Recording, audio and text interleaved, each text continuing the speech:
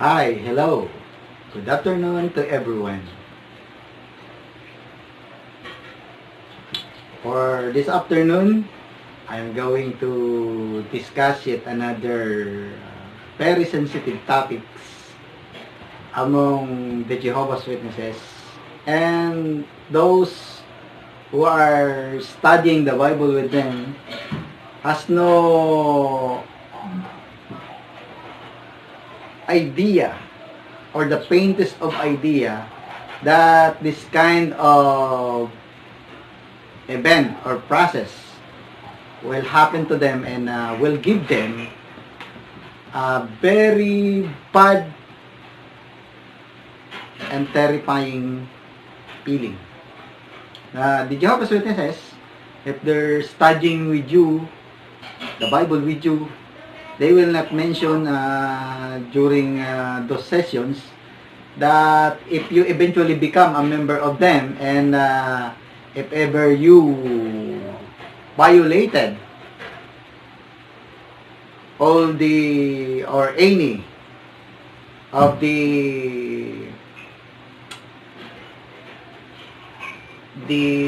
rules or regulation inside their organization, which they say is being condemned in the Bible, they will not tell you that you will be subjected to a judicial hearing or a judicial excommunication procedure, which they call the Judicial Committee.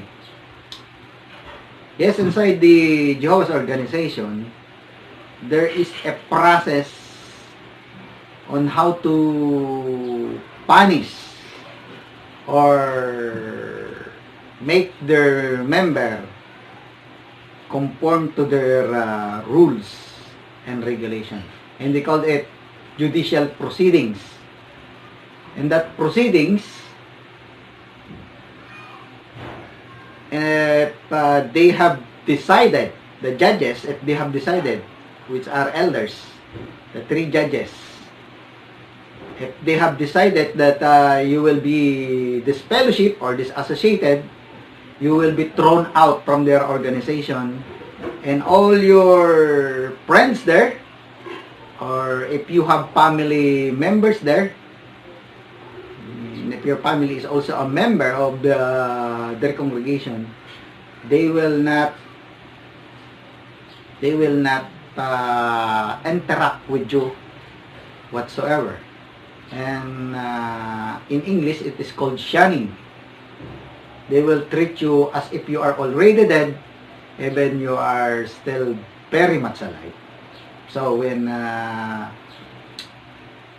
you meet your friend down the street, and if you're already in this fellowship, we have been disfellowship from the congregation, they will act as if they don't know you at all. They won't even say a greeting or smile at you. They will treat you as if you are a wind. You are an invisible being in front of them. That is shunning. And because of that, there are statistics or regarding individuals that has committed suicide because of this cruel treatment of Jehovah's Witnesses to their former members. And their website, jw.org, they are lying about how they treat their former members. They say there that they even visit them and call them on the phone and to know about their affairs, and encourage them to go back to the fold, to come back to the fold. But it is not true that they will treat you that way. They will humiliate you. The process of disfellowshipping and shunning is a very humiliating experience to a Jehovah's Witness. That is the fear of a Jehovah's Witness to be disfellowship from the religion. And that process is intended, the real purpose behind that practice is to instill fear on the hearts and mind of their members so that they will follow to the smallest detail the orders of the higher up. They will conform to whatever they will say to them. That is why many commentators about this kind of practice say it that this kind of practice inside the Jehovah's Witnesses characterize this religion as a cult, for that matter. So, what really is a judicial committee?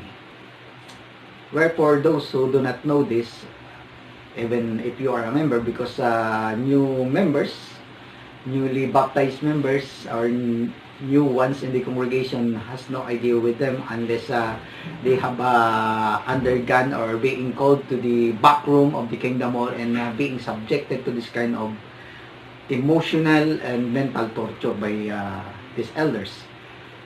The Judicial Committee is composed by 3 elders of Jehovah's Witnesses, and those elders are members of the body, the local body of elders, or the local body of elders may import the services of other elders from adjacent congregations. So they will sit, these 3 elders will sit as your judges to determine the extent of your violation and to apply to you their kind of justice, as they call it. They call it a discipline from Jehovah. But since it is a judicial committee, it is therefore we can liken it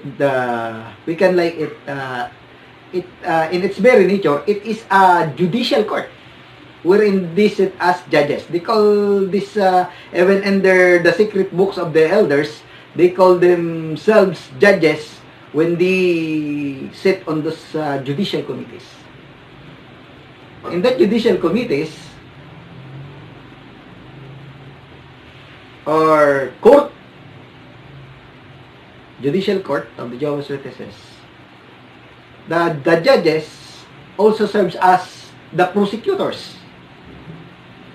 So imagine that. If you've been charged in the court, and those who will prosecute you there is the judge himself. Can you imagine what kind of judgment will you get from that kind of setup? And they can also be the witnesses against you. So they become the judge, the jury, the prosecutor, and the executioner. That's it. To summarize the setup of the Jehovah's Witnesses Judicial Committee. And if you are a new member, and even if you are a long-time member, you don't know how the procedure will proceed. You don't have any idea whatsoever on how will they conduct that kind of hearing or procedure, because as I've said before, a couple of minutes ago, you don't have any idea. The information on how these hearings is being done by the Judicial Committee is not available to the majority or to the congregation of the Jehovah's Witnesses. It is a secret information only known by the elders of the Jehovah's Witnesses. And all the procedure is being laid out and their secret manual book, which they call Shepherd the Flock of God. So, how can you depend? How will you know that they are abusing their power during the hearing? You cannot depend. You don't have the information to defend yourself whatsoever. If they are not, they are already becoming rude or choleric or abusive on how they treat you, which is the norm on this kind of judicial committees by the Jehovah's Witnesses. And that is not a uncareful or very swiping comment regarding this kind of judicial committees. Because later on I will relate some experiences that will prove that accusation. So that's it. And they will even put words on their own witnesses against you. And there were times that they will disfellowship you without conducting any hearing, without letting you the opportunity to present yourself or your side on the issue or the accusations against you. Without any judicial hearing whatsoever, they will just convene, the three of them, they will just convene and will decide to disfellowship you. That is the Judicial Committee of the Jehovah's Witnesses. That is their own kind or their own brand of justice. So, it is no wonder those who have been subjected to this kind of torture have become angry because of the injustice they have experienced. And by the way, let me clear this before I proceed with my stories regarding this fellowship ones and how it happened to them. Let me clarify this, that even though I am speaking against the Jehovah's Witnesses or the organization, the governing body, and even though our own body of elders and the 20th Street Congregation in Olongapo City has knowledgeable about this, activity of mine, because elders from other congregations has filed charges against me of apostasy. I know that because I've encountered some of their elders, and they are the elders of the other congregation, and they are the one who reported me to our elders. And some other regular pioneers and our neighboring province of Bataan, they reported me. She reported me to our elders because her family here in our city has abandoned the organization because of what I'm telling them, that the organization is so corrupt and not the real organization, the true organization of God. So, until now, for whatever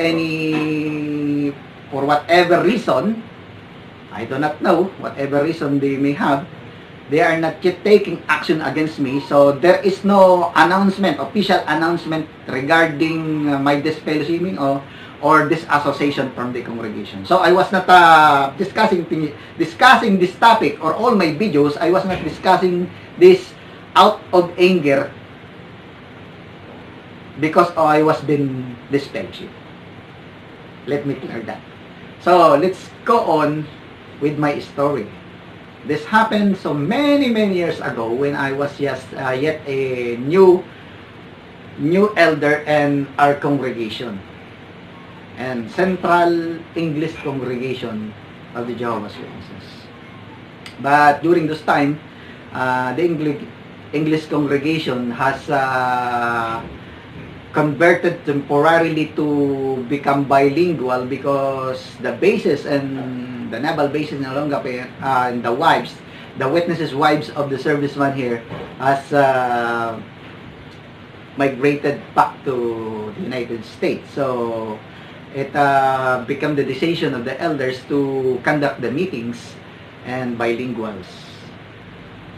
One of the sisters, which is a house help of one of the elders in the congregation, has eloped or has abandoned her job as a house help to her former employer, the elder, and which is an elder, and his wife, who is a teacher. And because this newly baptized sister has told some members of our congregation about the health treatment she experienced from this family, the elders of this congregation, or the elder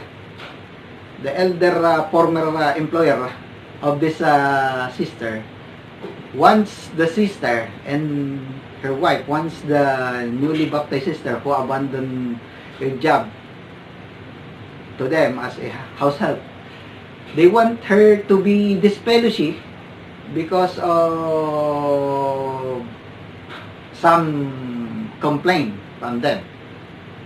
But they don't want to, the elders don't want to take action because during those times, the accusation has not yet amounted to a disfellowshipping offense in the congregation. But then one day, the service overseer of our congregation, and she has been removed as an elder for so many years, and at present, today, he is serving as a regular pioneer in one of the congregations in our city, told me that she has seen this sister who is not was not attending the meeting for so many months or even years. He told me, the service over told me that we have to form a judicial committee and we should disfellowship the sister. And when I asked him why did he decided to do that, he told me that he had seen the sister pregnant. So I told him, is that already a cause or a ground for us to form a judicial committee and to disfellowship the sister? Have you... He did not give me a reply, and so I follow up him with another question. Have you ever even asked her if the father of her baby is her legal husband? Because who knows? She have been away from the congregation for so long, and we don't know the circumstances of the sister.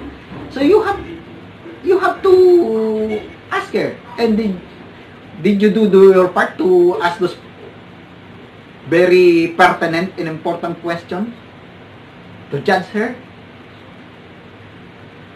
He just bowed and said, well, I didn't ask her that question. But that is not the end of our encounter with this sister, because our presiding overseer during the time is the best friend of the elder employer, former employer of the sister. And the family of the elder, former employer of the sister, wants to get back, to take vengeance on the sister who has been away from the congregation. And so when they learned about the pregnancy, they continuously asked his best friend, the presiding officer and the service officer, to take judicial action against the sister to make it appear that they are to feel the vindication. They want to be vindicated from the negative comments of the sister regarding their